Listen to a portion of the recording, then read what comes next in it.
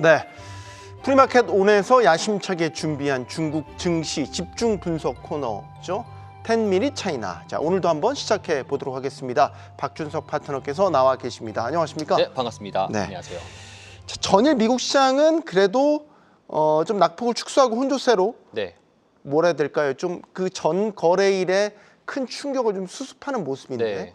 오늘 중국장 네. 보니까 아까 전반적으로 좀 오름세긴 하던데 네. 특징을 좀 뽑아낼 게 뭐가 있겠습니까? 전일 시장에서의 중국장은 제조 PMI로 인해서 시장이 상승을 했단 말이죠. 네. 일부 정도 상승했었는데 오늘 시장 같은 경우에도 역시나 차익신에 대한 PMI 지표가 발표되었습니다.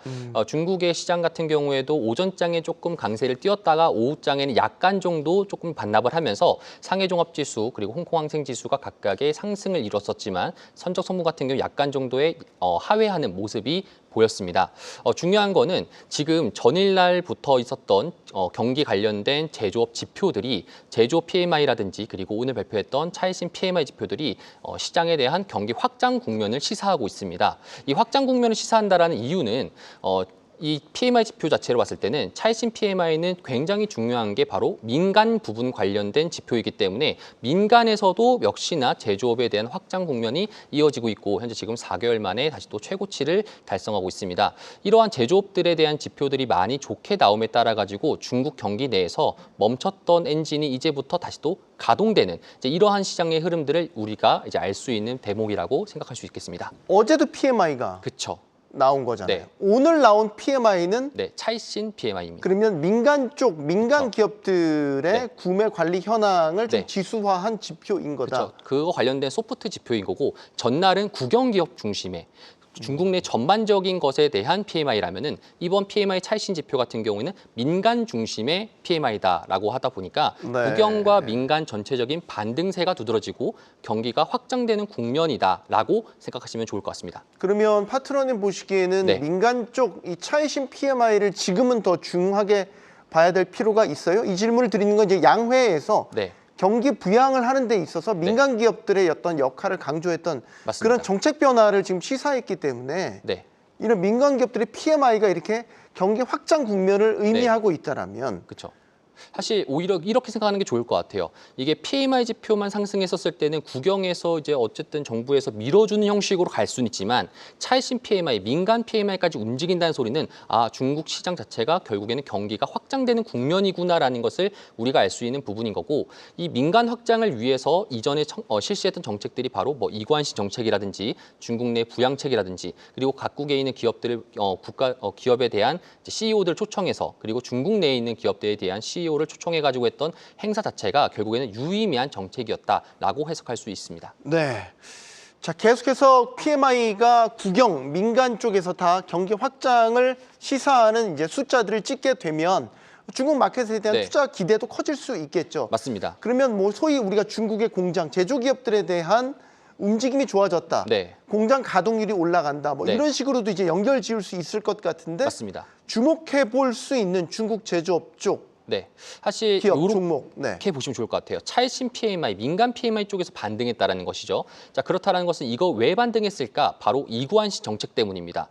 중국에서 실시했던 이구환시 정책은 쉽게 말해서 옛날 제품에서 신제품으로 교환해 주는데 정부에서 보조금을 주겠다라는 식으로 소비를 독촉하는 거라고 좀 생각하시면 좋을 것 같아요. 네. 보조를 지급하면서 이제 차트를 보시게 된다라면은 이 이구환시 정책에 따라 가지고 실시했던 정책 중에서 유독 통신 장비가 사실 두드러지게 상승했습니다. 통신 장비요. 그렇죠. 이 통신 장비가 말로 들으면 되게 조금 광범위한데 실상 생각하면은 블루투스 이어폰이라든지 아니면 되게 뭐 충전기 같은 형식으로 생각하면 네. 좋을 것 같습니다. 기지국 그런 거 아니죠? 그렇죠. 그런 네, 게 그런 아니라 거 소비 아니고 관련돼 가지고 이제 일반 블루투스 인민들이 이어폰. 쓰시는 그렇죠. 뭐 우리가 이어폰. 일반적으로 쓰는 뭐 버즈라든지 뭐 네. 이런 것들인데 사실상 이게 신 버전이 나오더라도 쉽사리 교체를 안 하잖아요. 왜냐하면 그냥 들리는 거대로 이제 하면 되는 거니까. 네. 근데 중요한 사실은 이러한 정부에서 보조금을 주니까 이번 기회에 바꿔볼까라는 사람들이 많기 때문에 그런 정책들 상에서 이관희 정책이 유독 통신 장비에서 많은 성과를 냈었다라고 체크하시면 좋을 것 같습니다. 그럼 교체 수요가 확 일어났다. 맞습니다. 라는 거예요? 네, 그렇습니다. 어떤 기업? 그래서 그런 우리가 거예요? 생각해 봐야 되는 게 이 통신 장비 업종상에서 중국은 좀 특이한 형식이 좀 존재합니다. 중국 내 90% 이상이 이 블루투스 이어폰, 저가형 블루투스 이어폰에서 거의 독과점을 하고 있는 기업들이 또 존재를 해요. 그런 기업들에서 사실 많은 분들이 좀 모르실 수 있기 때문에 제가 또 오늘 소개를 하나 하려고 가져왔습니다. 네, 볼까요? 바로 그 기업은 헝시안테크라는 기업입니다. 그 헝시안테크 기업이라는 것은 제가 3월 초에 중국에 탐방 갔었을 때도 이제 한번 탐방 갔을 때 봤던 기업 중에 하나인데 이 기업 같은 경우에는 사실 매출 자체는 엄청 큰 속으로 나오지만 영업이익은 그렇게 크게 좋지 못한 기업 중에 하나입니다. 네. 차트를 보시면 우리가 좀 직관적으로 확인할 수 있습니다. 차트가 우상향하는 형식으로 지금 현재 이관 정책 이후로 12월 달 이후로 지금 우상향하면서 신고가를 달성하고 있는 구간이라고 좀 보시면 좋을 것 같습니다. 저게 이어폰, 그러니까 휴대폰 블루투스 시장에서 독점적인 점유율을 갖고 있다. 거의 90% 이상 블루투스 이어폰과 저가형 형식의 이런 보조 충전기 같은 형식의 독과점 있는 기업이다라고 이해하시면 좋을 것 같습니다. 국영기업 아니죠? 국영기업 아닙니다. 민간 기업인데 저렇게 90% 이상의 네, 맞습니다. 이유가 있나요? 뭐 이유가 제품력이 되게 뛰어나다니 가격 경쟁이 확고하게 좋다라든지. 이렇게 생각하면 좋을 것 같아요. 저도 처음에는 그런 생각 가졌었는데 그렇게 90% 이상 가져갔던 이유는 마진율이 낮기 때문에 그렇습니다. 마진율이 낮은데 저가형으로 있다 보니까 오히려 시장에서 경쟁자, 매기가 왔을 때는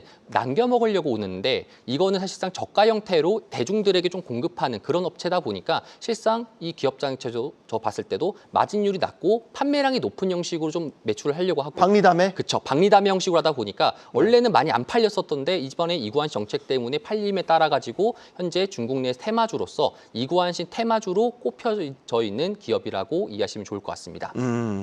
예를 들어서 우리가 이제 중국의 가전이나 이쪽으로 많이 제품을 내는 곳은 한국에 많이 알려진 거예요. 샤오미. 그렇죠. 뭐 이런 것들이잖아요. 근데 이런 샤오미 이런 거 말고 네. 이 헝시안테크 이곳에서 이 네. 블루투스 시장 이렇게 네, 가져가고 있다. 맞습니다. 그 중국 뭐 14억 네. 이렇게 되는 이 소비 인구가 네, 하나씩만 써도 몇 개 네. 교체 수요가 있는 그쵸. 거예요. 대단한 거긴 한데 맞습니다. 마진율이 좀 적다는 게 약간 한켠에 네. 조금 걸리기는 하지만 네. 어쨌든 많이 판다. 네, 거의 독점적 점유율을 갖고 있다라는 측면에서는 네. 지금 이관신 정책의 대표적인 수혜주로 맞습니다. 파트너님이 꼽을 수 있다. 네, 라고 그렇습니다. 보시는 거죠. 알겠습니다.